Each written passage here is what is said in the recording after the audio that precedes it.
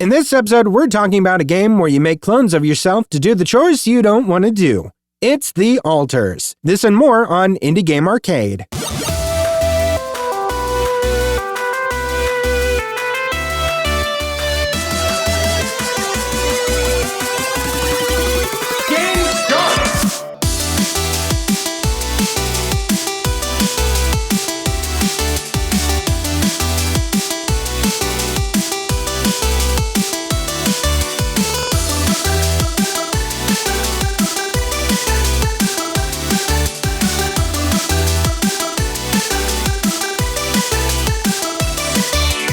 Hello everyone, welcome to Indie Game Arcade, a podcast that deep dives into the latest and greatest indie games. My name is Chris. I'm Joseph. I say the latest, but this one's been out for like a month, over a month. That's still relatively latest. Yeah. We're just slightly late to the game, but it's there. We're there. It was like at the time, I remember I wanted to bring it around the time it came out. But then there was like some other game that came out at the same time. And I was like, oh, I really want to play this one. And then I never got around to playing The Alters until now. And especially because this is a game where you really got to sink some time into it. Man, you really got to. And I'll explain why as we get into it. Game start! So The Alters was released June 13th, 2025, developed and published by 11-Bit Studios, which are probably mostly known for Frostpunk, which was a pretty popular game when that came out. Retails for $34.99, and for a description, this is a sci-fi survival adventure where you craft alternate versions of yourself to escape a hostile planet. To set this up, because you really need to know kind of the story to understand the mechanics of this, which is really interesting. So Jan Dolsky is the main character of this game. He is part of a mission going out to this planet from like an organization. So think like future sci-fi corporate greed kind of stuff. You know, if you've seen like the Avatar movies, which I'm not going to lie, I don't like those movies, but like you think that kind of thing. These people get sent to this planet to look for this mineral or this rare substance called rapidium. And rapidium. Okay. Rapidium, like rapid. Yeah. Mm-hmm. Rapidium. Yeah. You'll like understand why. Yeah. So something goes wrong, and like all of the individual like pods that all of the people in this craft are in get ejected from the main ship, like hub. And so like when you're starting, you wake up and you're trying to find everybody else. You're trying to find the ship. And you're on this planet that looks pretty desolate, almost like in a Death Stranding kind of way, for those familiar. And like one by one, you kind of figure out and realize you're the only one alive. Everyone else is dead. And all of a sudden, like this massive wave of radiation is coming for you, and you got to book it to your ship, and you get in there and you're safe. But anyway, you get in there and you were trying to like contact, the organization and stuff.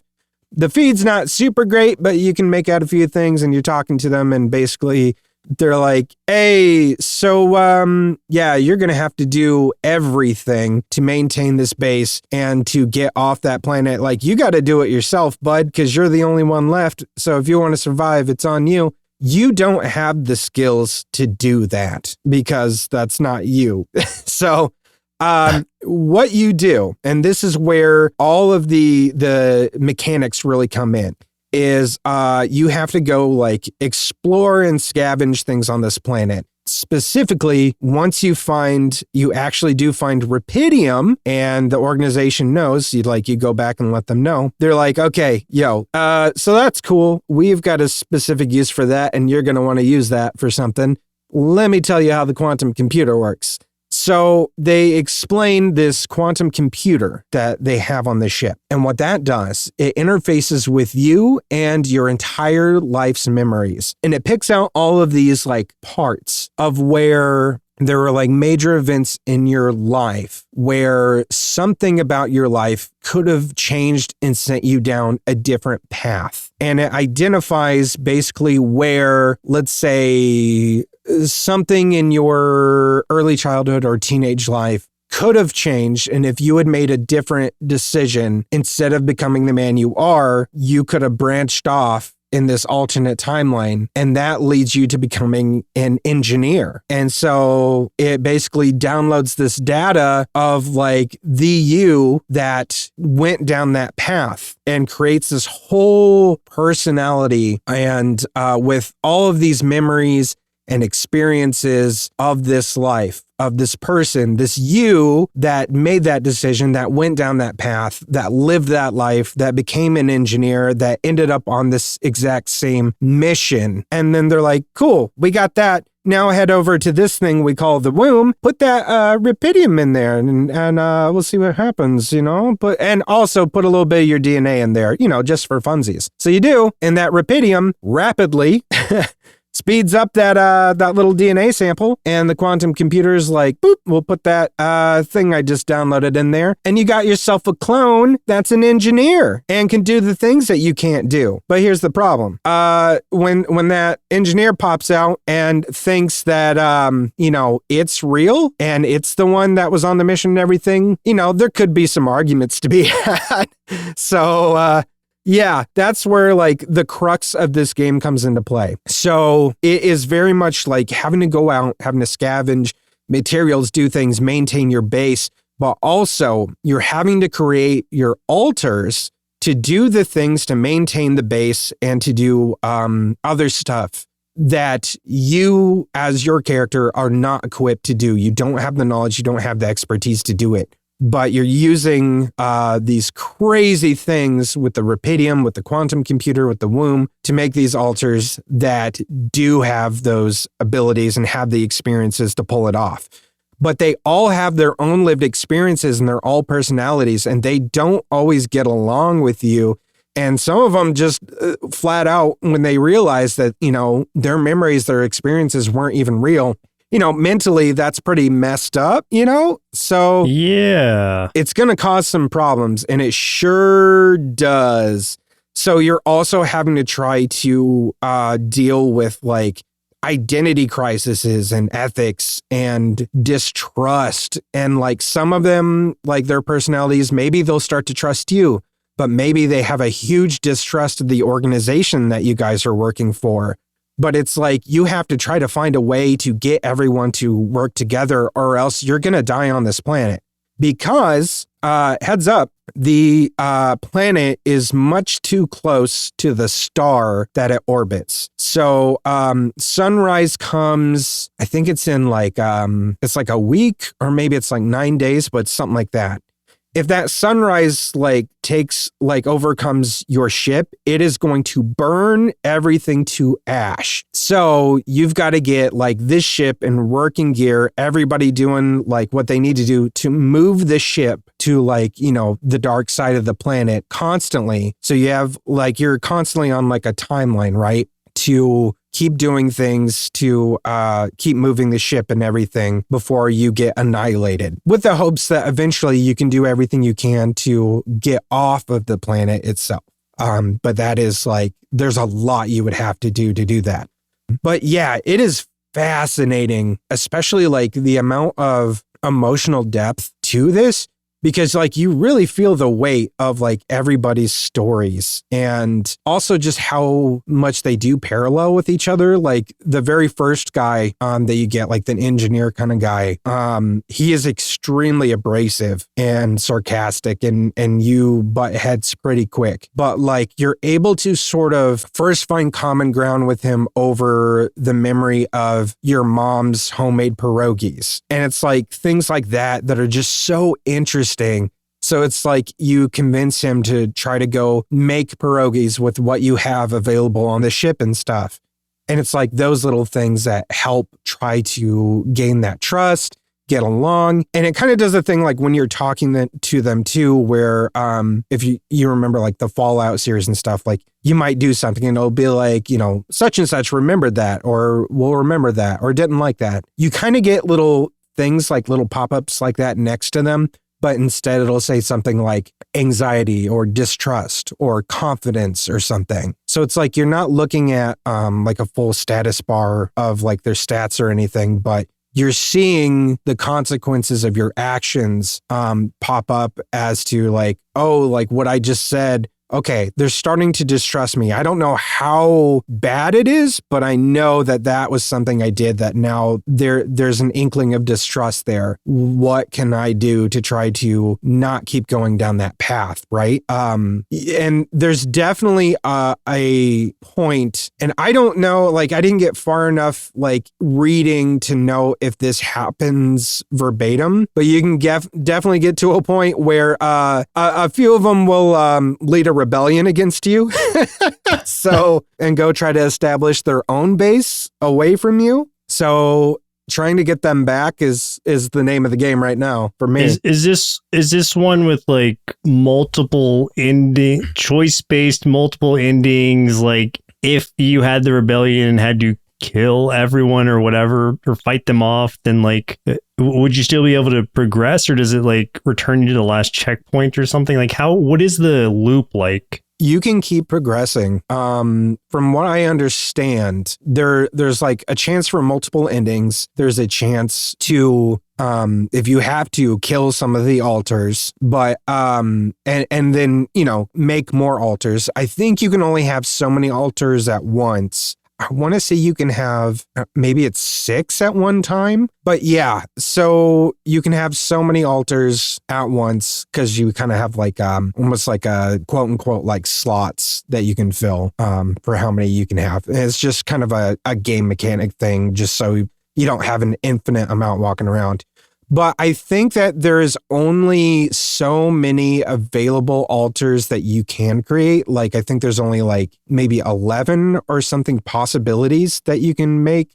I think that's the one thing that I am slightly disappointed with in the game.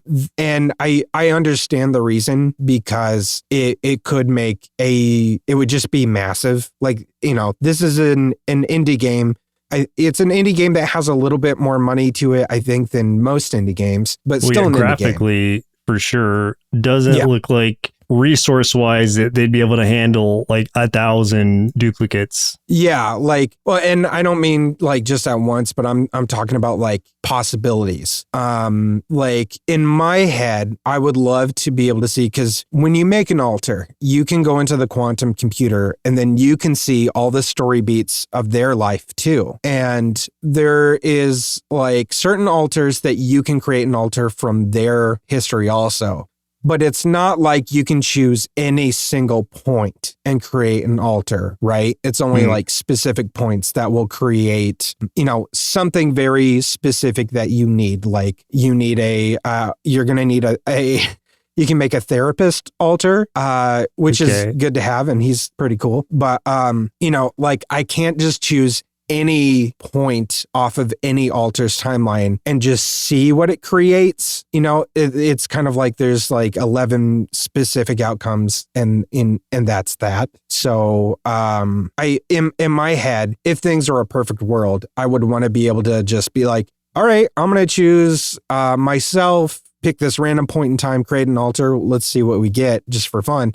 Or choose this altar, go into this branching path of his, create, you know, an altar from that and see what we get. But, you know, that's not how the game works. And I'm not saying that that's like, you know, counts against the game or anything. Just like my mind goes with like, oh man, that would be such a cool thing. But it would be so overwhelming, especially because these are all, you know, duplicates of this one guy. It's one voice actor voicing all of these dudes and doing like slightly, he's doing slight variations of his own voice for every character. And man, it's fascinating. It really is, because like, even though they look very similar, some of them look very, very similar, and it can be kind of hard to tell them apart a little bit.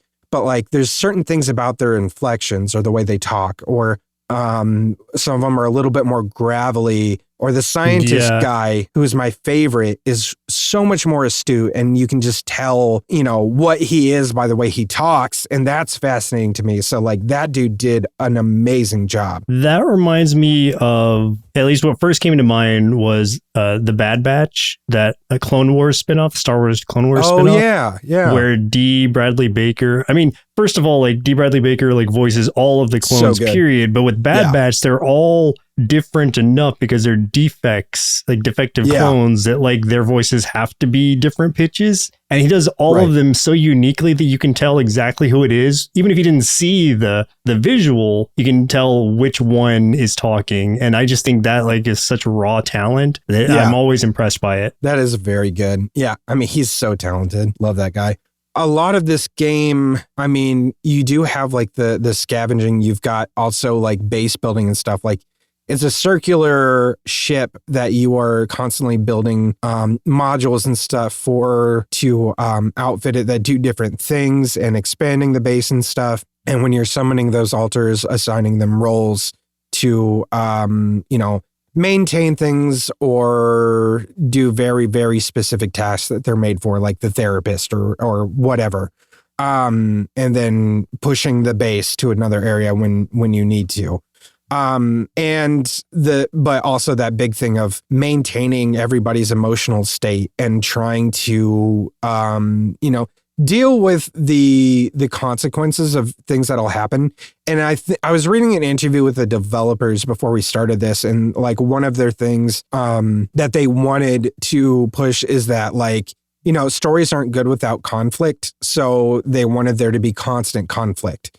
And it's like every time you resolve something, it will create a new conflict. So it's like, even if you do everything, if you feel like you're doing everything as morally right as you can, no matter what, it's going to create conflict with someone or something else that, you have to adjust to or work with. Yeah. Like you can't satisfy everyone. It's impossible. Those are my favorite, like choice-based kind of, I guess, decisions that you have to make when games present you with that, where it's like, maybe on the surface, it seems like there's a right or wrong answer depending on how you're playing the game. But even if you choose that quote unquote right answer, that doesn't mean you're going to satisfy everybody with it. And so much so that it could cause some sort of like upheaval of your command, or like people questioning your command or whatever. And that's something that Baldur's Gate 3 does really well, where it's like, I kind of have to figure out who I want to, be like on my side completely, because like, Lae'zel wants something different than Astarion does, who wants something different than Halsin does.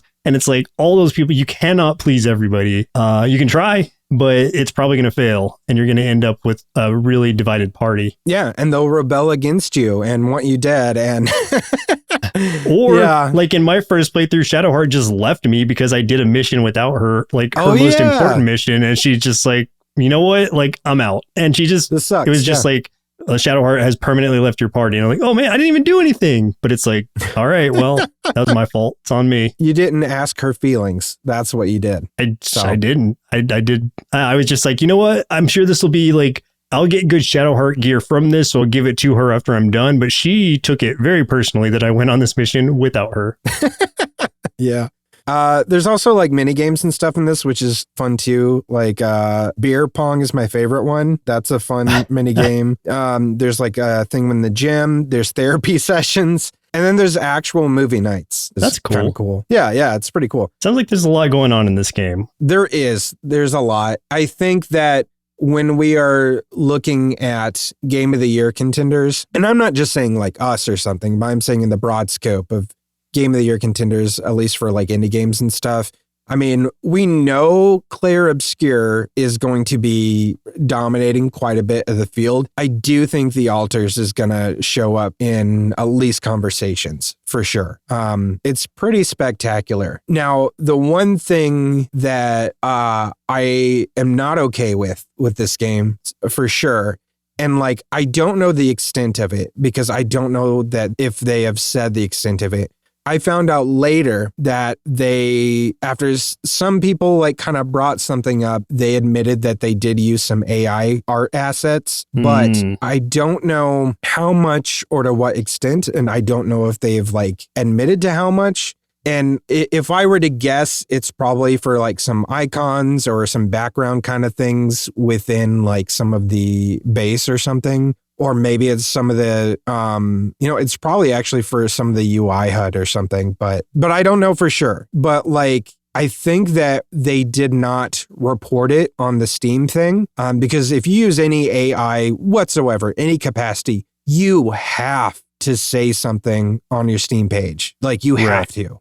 And from what I understand, they did not. In fact, I'm looking now and I still don't think it's there. I still don't see anything there. But there's been there's been some controversy with them for sure with that. So I don't know. But either way, if they really did, like, please chalk up to it, admit it. The game's awesome regardless, but like, be forthcoming about what you're doing. Yeah, so that way people can make their own decision on how they feel about those things. Yeah, 100%. Because like, there's definitely games where if like, if I am like interested in a game and they're like, oh, I used like all AI or something for this, I'm gonna be like, cool, like you do you, but I don't want to support it. So yeah. Yeah. Well, that's a bummer because it looks like such a good game. It is. It really is. So I don't know. Hopefully it's something small and they will fess up to whatever it is or at least help clear the air on what's going on. Yeah. If it's all a misunderstanding, say so. But like something needs to be said about it for sure. But either way, the gameplay loop, the narrative especially is chef's kiss for sure. Should I kiss? There you go. Pretend I'm a chef. There you go. Power up! Hey, if you're enjoying this episode so far, do us a favor, throw us a like, a follow, share the episode or the podcast with folks who love indie games so we can get more of these game recommendations out there and support indie game devs. We also have a YouTube channel at youtube.com/nerdsloth where you can catch us playing more indie games or check out our top 5 and top 10 series for even more indie game recommendations because we believe there's an indie game out there for everyone. Combo! Let's talk about some other indie games we've been playing. I want to talk about something just super, super fast. It won't take more than a second. And then I want to talk about one that's actually one I want to hear you talk about more than me.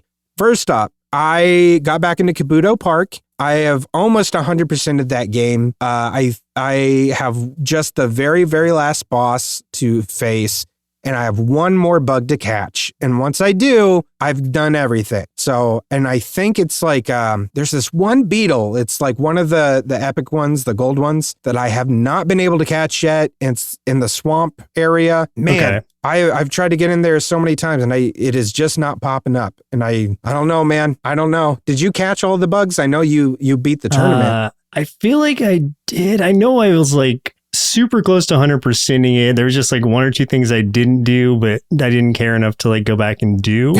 But I may or may not have. I'm not sure. I don't remember. Yeah. Okay. So sorry. Here's what I didn't do. I was just looking. Okay. I didn't interact with the bug 10 times in my terrarium, so I did not pet all the bugs. Okay. I didn't win a battle in less than 10 seconds. And I did not win a battle with less bugs than my opponent. So I did get all the bugs though. Okay. Yeah. I still need that one last bug. And then I think the less than the opponent one, I don't think I've done that one yet. But I could try to do it on the very last one, which would be interesting. It'll be tough, but I can try. Be fun. The other game I wanted to talk about, which is one that I want to hear you talk about. He is Coming. So this released to early access on, take a guess, the 17th of July when everything else released. This is developed and published by Chronicle. This is a dark fantasy roguelite loot hunter where you gather gear and weapons during the day, fight off monsters by night, and face down a boss every 3 days until the Demon King returns.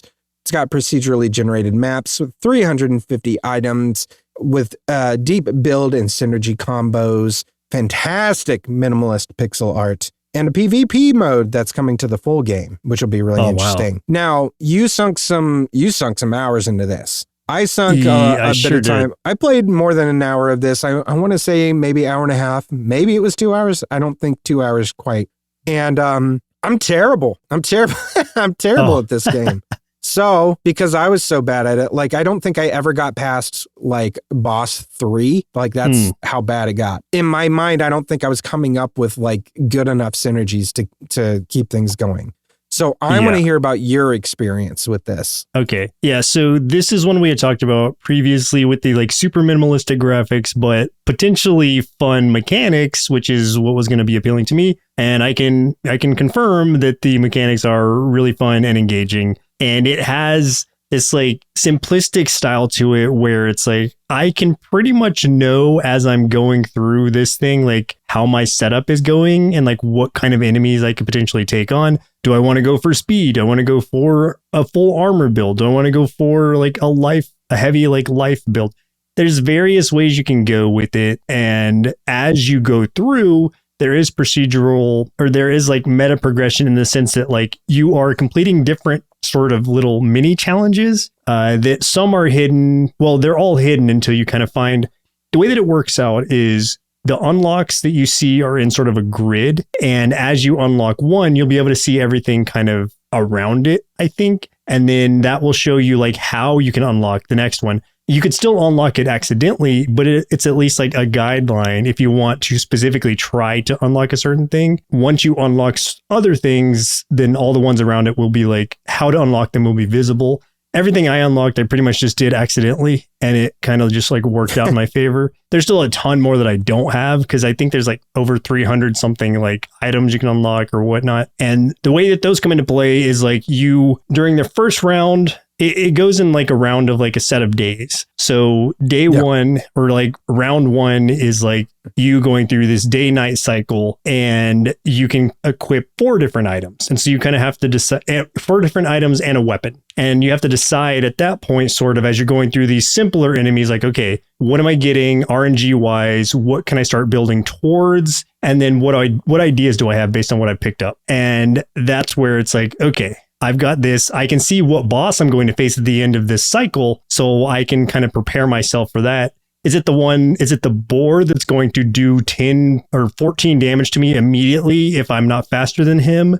Is it the guy with the spines who is going to do like the same amount of damage to me that I do to him, like back as like thorn damage or something? And like, luckily that guy got fixed post patch or like when 1.0 got released, because before it was like every time you hit him, he would build up like the amount of thorns or a certain amount of thorns equal to the amount of or the amount of times you were hitting him, period. So it got to a point where he's like, you literally just killed yourself on him like almost instantaneously, unless you had like a very, very, very specific build.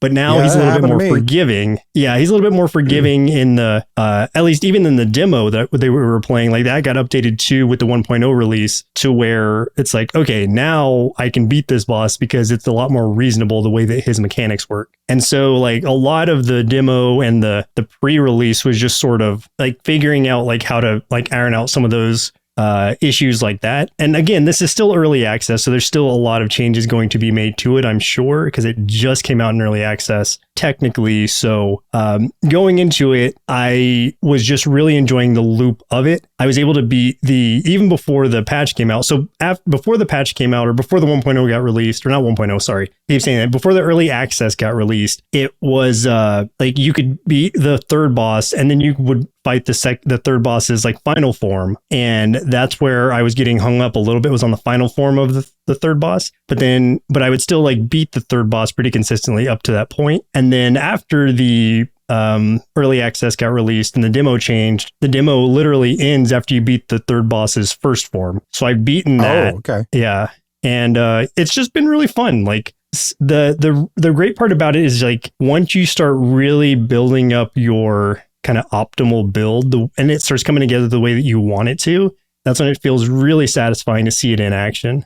What's been your favorite build out of those? Like, I think the one I got that achievement where you got like the heroes stuff, like all the hero gear. Yeah. But I feel like there's definitely better builds out there. Yeah. And as you unlock different things from like doing those little mini challenges, like it really affects the way that you can start looking at builds differently, especially with like bombs and stuff or items that are like described as bombs. Like I had one build that was like me just chain attacking an enemy with bombs, like right when the match started. And then every time I had another item that was like every time he was hit by a non like weapon attack, which my bombs counted as, it would do an additional attack. So it was just like, I think it was hitting the enemy 6 to 8 times before they even got to go. And I got an achievement for actually killing the enemy without attacking them or before their first turn or something. And, but my favorite one, I think, was at least the one that I had the most luck with, was this one where I got this lance that it gave me 2 armor and did like 2 attack, but then it also doubled the amount of base armor that I had, no matter what that base amount was.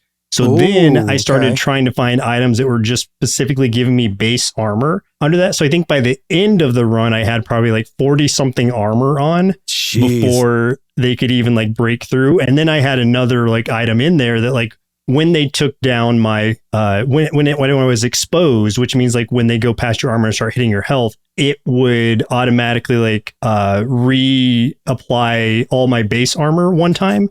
And so it's like I essentially had 80 armor going on. So like nothing could really like tear through me unless it was something that just like ignored armor, which there are some things that do. But as far as the last boss goes, like he didn't. So at least the last boss for that demo that we had played. I'm glad you shared that build, because I was hoping you would highlight something to kind of showcase the types of synergies that you could create, because that's really the selling point of the game. There's so many different armor sets and just like random items and things that you can experiment with if you have the brain capacity to do so, and create these cool builds that, I mean, really, I think sky's probably the limit with this game as far as that stuff goes. So yeah, that's really, really cool. Yeah, it's definitely one of those games where like you could potentially build a really broken build or find a way to do a really broken build. But like that's almost like the whole fun behind a game where there's so much RNG, because then it's like, I don't know that this is going to work, but maybe I'll find a surprise item that'll be like, oh man, that'll work perfectly with this build idea I have. And then you can just kind of shoot towards that. And just seeing it all like work together is super satisfying. Absolutely.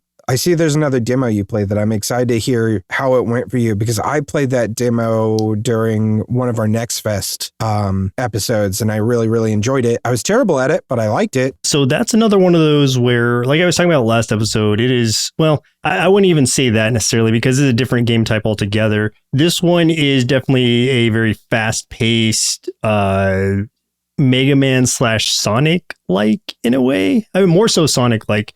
But this one is Advent Neon, and you are, instead of just like going around jumping on the heads of things or like going through booster things to run faster, you are doing all of that, but you also have like actual combat mechanics where you have combos you can do with your punch button. You have a dodge you can do that comes in. It's very important. You have to learn how to dodge. It would really behoove you to learn how to parry as well, which is a button you have too. So your parry button is essentially your smash, the smash open like doors button too. Like there's certain ones that are like colored red where you have to smash them with this button. That is the same where it's like, if an enemy is hitting you with a large attack like that and you happen to hit them back right there, then that will really decrease their stamina bar, their status bar, whatever it is, to where they will become stunned or could potentially become stunned very fast. And your dodge, it makes it where when you do a perfect dodge,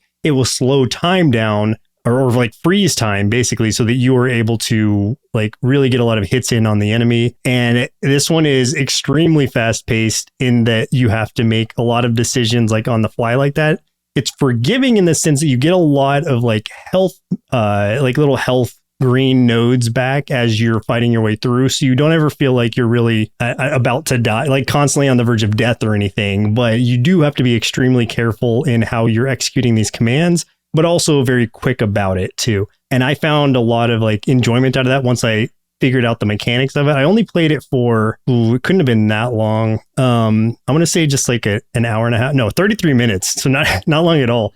But because I just, so here's the story is like, I bought the game already, like when it came out, because I knew it was something that I would enjoy. But in preparation for this week's episode, I just wanted to play the demo because I needed a stopping point. And the demo gave me a good stopping point, I think after level 4, where it's like, okay, demo over. And it's like, okay, great. Because I wouldn't known where to stop if I had just been playing the real game, and I probably would have just kept going with it. So it's one that I will enjoy jumping into, though, because I do like the mechanics of it, especially once I started to figure them out and how they all flowed together. But it is kind of in the same way that the game that I was talking about 2 episodes ago was kind of like a fast-paced Kind Folks was like a fast-paced like deck builder. This one has also very fast-paced decision-making in it, but it's a type of game that you understand why you're having to make those decisions on the fly. And it's more forgiving in the sense that like you are able to recover health, and it's a different type of game altogether. Yeah. But speed is really the answer to kind of keeping things up and keeping your combos going, as well as like unlocking certain things after each, at the end of each level. It's like, how fast did I get through this? How many times did I get hit? How many like combos did I carry on or something? And at a certain point, that's how it's sort of gate locking or gating off, like you're being able to progress to the next level. Is like, how many of these, like, I don't know, little things, these keys do you have that you've had to unlock by achieving them, by accomplishing certain things in prior levels. So it's like, I like that about it, because that's kind of making me get better. And it's really like making me go back and kind of practice getting better to be prepared for those future levels by locking me if I'm not ready for that yet, if that makes sense. Yeah, I get you. But yeah, it was a really cool game. I enjoyed my time with it so far. Like I said, only 33 minutes, but one I already have purchased and will enjoy my playthrough of, I'm sure.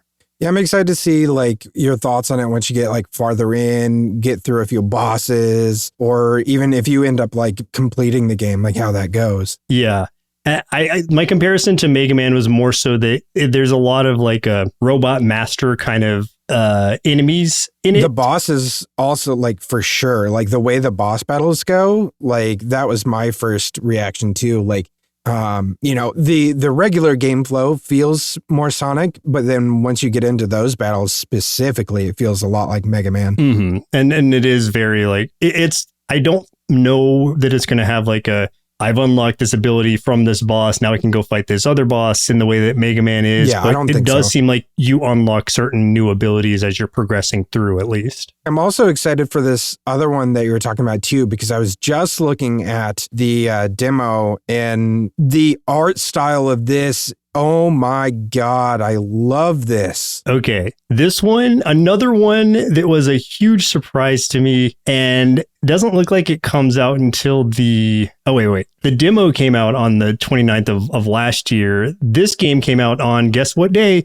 July 17th. So of course, why not? This is another one that I just kind of ran into in my like July 17th hunt, I guess. And I hadn't heard anything about it, but watching the gameplay, I was thinking it was going to be like a early access thing because of how little I'd heard about it. But then when I saw it was out, I was like, oh, like I have to play this. This looks super fun. So it's a like tower defense roguelike deck builder thing, which I know we say roguelike deck builder a lot, but it's a good system and I like it a lot. So I'm going to keep playing these games. And I love when they add different elements to it, like this tower defense thing, which is similar to, this is sort of a horizontal version of what that drill core game I was talking about last episode, or was it that drill core game I was talking about was vertically. So this is a horizontal of that, but you are a wizard, you're moving forward you have this like little like golden area around you. That's kind of your summon area, or where where your units can like progress up to. So you can kind of set how they are auto like walking towards the enemy base. You have melee units, you have range units, things like that, and various spells that you're casting to try to empower your units and things you're picking up along the way. It's very path driven in that you're choosing the paths that you go in a roguelike fashion that I really enjoy. So all the runs are obviously going to be much different because of that. You have this wizard hat that you're wearing, and that is something that you can like get different versions of that do different things. It's a crown is what it's called. It's a wizard crown. And so like, cause some of them were like, I don't know, like enemies do less damage when your units are inside of your little golden aura thing or whatever, just various things like that. There are also items, of course, artifacts or whatever you want to call them that you're picking up to help like boost your run or whatever sort of idea you have for your run. And it seems like, at least what I played of it, I played through the whole demo, which was like 2 levels, I think. But you're going through and trying to like purify this land that has been corrupted by this like illness or something or some kind of disease. And by defeating these diseased units and purifying the land behind yourself. And then so you're having to fight these like mini bosses prior to getting up to the actual boss at the end of this little pathway. And I really enjoyed the time I spent with it. If I had had more time, this would have been the main game that I was talking about this week, had I discovered it earlier, because this is one I am absolutely going to pick up because I really liked the time I spent with it just in the demo, and I'm absolutely going to buy it too. Yeah, I'm like watching the dev play it right now, and I can tell you that this is one I absolutely want to play. I not want to, I need to. I have to play this. This is so one good. This is one where I think it's an active. You know what? This is an active like deck building game as well, or like a roguelike deck builder. But this one is one that makes sense in the way that like it's slow enough pace to where you can like really start to get your momentum going. And I didn't feel the same sort of pressure I felt from Kind Folks at all in this. In this way, the tower defense of it all made it make sense to me in the same way that like the Kingdoms games do. Yeah, exactly. And I love those Kingdoms games. Those are some of my favorite series of all time. And plus the art of this is so good with these cute little forest creatures, and you're fighting against like angry fruits and vegetables and stuff. Yeah. Like this is so good. I absolutely adore this. You know, the artwork kind of reminds me a little bit of Wild Frost is what I'm thinking. Well, yeah, Wild Frost, but I was thinking of the clothing company Tea Turtle. As far as their designs, could totally see that. Yeah, a little tidbit. One of my buddies that I graduated college with, my art program, Charlie, he's been the creative director of Tea Turtle for a very, very long time. I haven't kept up with him the last several years, so I don't know if he still is, but yeah, he was a big driving force of Tea Turtle.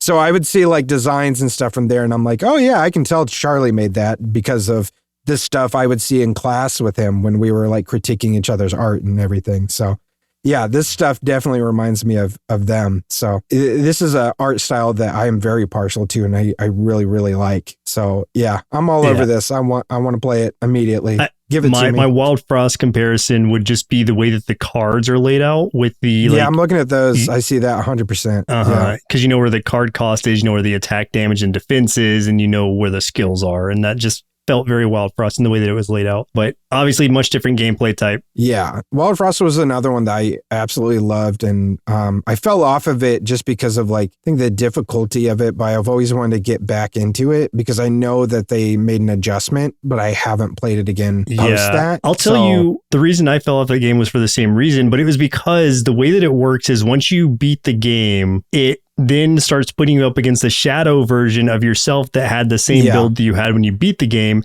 And the way that I beat the game the first time was like, so like the setup was so perfect that it was like, how am I going to beat this? Because this was kind of broken. Yeah. So it's impossible for me to beat this broken build that I made. So it was my own fault, but I'm sure it really is, but I'm sure they've kind of like fixed that up in some way or made it a lot more user friendly. I just don't know what they've done to it, but I did hear things that they did like adjust that difficulty level some. There's one more game I want to talk about real quick. This was something that was sent to us by the developer. This is called Dicey Hacker 1999. No release date just as yet. Yeah, what a name, right? It's supposed to come out sometime in 2026, as far as I know. But that, that's a ways off. Developed and published by Juan Moss. So you are playing as an underground hacker fighting against corporate overlords, controlling the digital landscape. So this game, there's like kind of 2 parts to this. One part of the game is sort of like part idle game as well as like incremental, where it is generating coins for you to spend on like hardware and software upgrades. And also just know it's very like cyberpunk kind of looking. Cyberpunk 1999, if that makes sense. Like if you can kind of conceptualize someone from 1999, what they might think cyberpunk would look like, that's literally the aesthetic of this game.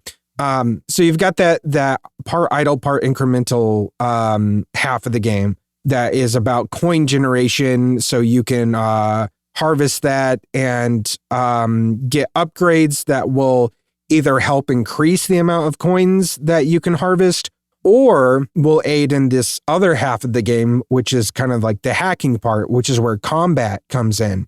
So here you are looking at like this map and you're clicking on different nodes on this map to hack a dark web like stronghold and take their resources, whether it be more coins or more upgrades or something for you. And this is where you get like some dice-based combat. You roll an array of dice of which you have 4 different color sets of 2 die that all get rolled at the same time. And to make attacks, you need to be able to meet the color and number requirement of that stronghold. It's basically like an encryption key that you're trying to meet to attack it. So not only to take down their HP, but also to prevent them from attacking you. So for example, if it is like a yellow slot with a number 5, then you need to be able to provide a yellow 5 or higher to both attack and prevent damage to yourself as well. There are some ways to like mitigate things if you roll poorly. Like there's some limited amount of like rerolls you can do or sacrificing some of your other die to increase a die of your choice by 2, which that is also limited as well. And the challenge here comes in where, because like the longer the fight goes on, the more requirements will begin to pop up. So maybe after like 3 turns, all of a sudden now you need 2 yellow 5s or even more. Then you need 3 yellow 5s or maybe 4 yellow 5s. And it's like, oh, I only have so many yellow die. So I'm definitely going to take damage because this has gone on, so long. Luckily the purple dice are like wild cards kind of, or wild dice, so you can slot those in anywhere, but you kind of get where I'm going. And then the nodes that you attack, they always scale up in strength quite a bit as well. So like, let's say you beat one, the next one's going to be quite a bit harder. So you have to constantly be like earning and purchasing upgrades with those coins to increase your attack and other stats and stuff to be able to keep up. So that's where like you've got that sort of idle part that's collecting those coins and you need that to be upgraded just as much as your attacks and everything need to be upgraded too. So it's really interesting. Like I wasn't sure that I was going to like this at first because idle and clicker stuff is not my cup of tea really. But the die thing, once I understood how that was working, I honestly, like, I spent way more time in this game than I thought I was going to because I was just like, okay, all right, I'm going to fight one more dude and then, I'll call it quits. And then I got him and I was like, I got a lot of coins. I could get some more upgrades. I'm going to do that. I'll fight one more guy. And then like I did that and I was like, I bet the next guy's real tough. I want to see if I can fight him. And then like I just kept going and going and going. So it is definitely like it's an addicting game, man. So it was pretty cool. So thank you so much for sending that to us. That was really, really neat. Yeah, that looks super interesting. I'm not much of an idle person either, but like I am big into like dice combination things. So that could be something I get really into. Yeah. And like as well as too is like the let's say every like node you get to, like them having, let's say like their HP being higher up or something like that, the encryption keys and stuff that you have to meet gets like more and more complex too. Like maybe you need to combine multiple dice to be able to meet it because all of a sudden it's like an 11 and it's like, well, obviously there's no 11 die, so it's like you have to be able to like roll so well. So there's still that like RNG to it too. But then you do have those limited, re-rolls and other things that you have to be cautious about that you can utilize and stuff to make things work. But yeah, it's really interesting. The mechanics were really solid in it and I really appreciate that. Final round. Let's talk about some upcoming indie games we're excited about. I have 2 that I want to bring up. One is called Nidana, which comes out on the 28th. This is like a surreal 1-bit walking sim where you are entering somebody else's dreams. It looks really psychedelic, kind of like reminds me of Manifold Garden for those that are familiar with that. So and I don't know what it is lately, but like anytime I see a game and I find out it's going to be like 1-bit, I get really excited about it just because I think like that self-imposed limitation for design, I think is just so interesting. So I love seeing what people are able to do with just 1-bit.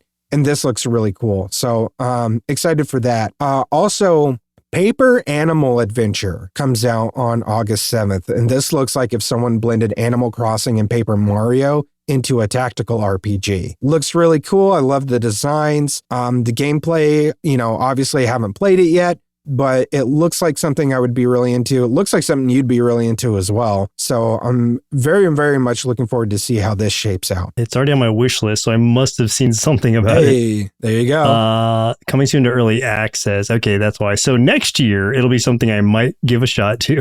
That's the way it usually works for me. I'll see something that looks kind of interesting in early access. I'll be like, all right, I'm going to keep an eye on you. And then when it actually comes out, it'll be a nice surprise. I'm like, oh yeah, I forgot that I wishlisted this thing a year or two ago or whatever it was. So there it is. Exactly. Yeah, looks very cute. The one that I wanted to bring up this week was called Hell Clock. And that is that comes out on July 22nd. So by the time you're hearing this, it will probably already be out. It is a ARPG roguelike hack and slash thing. I'm trying to think of the closest comparison. I wouldn't say like Hades but there's one that I'm thinking of that I cannot remember the name of, but essentially it is that same sort of like 3/4 view. You're going through, you're working on you're putting together a build so that you can like progress further and further into this like hellscape of whatever you're going through. I don't know all the details behind it. It's based off of some like a dark fantasy twist on Brazil's War of Canudos, but I don't know much past that. It does have skill trees. You're playing as one character, so I'm sure it's going to be a lot more focused on variation of builds versus different character skills or things like that. Yeah. So I don't know. Looks really interesting. I'm loving the artwork that I'm seeing, and even the like video sort of cut scenes of it has a really cool like Mike Mignola art style almost, or at least like that really like stark difference between like the heavy shadows and the colors and the sharp edges of things. So yeah, this is one visually, I don't know how it's going to be like obviously gameplay wise, but visually it's super appealing to me. So already on my wish list. I'm looking forward to trying it out. I found one more game. I wasn't planning to bring any more up, but this just popped up as a recommendation, and this one does not have a release date or anything yet, but I saw it and I can't not bring it up because I think we'll both love this. It's called Skateboard Night. So it says hop on a skateboard. Night. Like KN? Yeah. Okay. Sure yeah, like a medieval night. Hop on a skateboard and casually save the world. Simple controls, just move up or down the lanes. Horizontal movement and attacks are all auto. So it's an action roguelite arcade kind of game. Side scroller. You're just skateboarding around and slaying monsters as a knight on a skateboard. Can I say that I'm loving the like level select or like how you're progressing through it? That is very much like Super Mario Brothers 3 looking to me. But where as you go through the hexagons, you unlock like different areas you can go to. So it's got that same pathway thing that roguelikes usually have, but in this really fun style. It looks almost like it would be sort of a auto like clicker kind of game, but I don't think it is. Just visually, that's the first impression I got. It seems like there'd be a lot more like skill to this, which I appreciate, obviously. So yeah, that's one that I'm going to put on my wish list for whenever it comes out. Heck yeah. It'll be a nice surprise. There you go. Ending on a real high note because that looks awesome. And Skateboard Night. KNIGHT. Yeah. I just love the idea of it more. That's great. Idea is great, and the visuals look really good. So yeah, that's cool. That's some crisp pixel art. Oh, you can change classes and stuff too. All right, I'm definitely in. That's so good. Thank you, indie game devs, for blessing us. You know what we said about like not making any more games for a year and let us catch up? Yeah. This is the reason why we can never do that. Yeah. Forget it. Keep going. We wouldn't have been blessed with Skateboard Night otherwise. Exactly. Game over. Hey, if you had a good time listening to this episode, stick around for the bumper so you can learn how you can support the show and all the things we do here at Sloth Creative. You can also check the show notes for our link tree, which will take you to our social media, our Discord, subreddit, merch store, and tons of other cool stuff. But get in touch with us and let us know what indie games you're playing and help us elevate these games so we can help support the indie game devs. But that's game over for us. My name's Chris. I'm Joseph. And we'll continue on the next episode. Continue. Indie Game Arcade is recorded and produced by Sloth Creative. If you're looking for more gaming content, head over to youtube.com/nerdsloth for indie game let's plays and recommendations. If you'd like to support the show, head over to patreon.com/nerdsloth, where you can select a pledge and receive access to hundreds of hours of bonus content from everything at Sloth Creative. If you're an indie game developer and would like us to review your game or explore other opportunities, send an email to nerdslothcreative@gmail.com with the subject line Indie Game Arcade. Thanks for listening, and keep supporting indie game devs.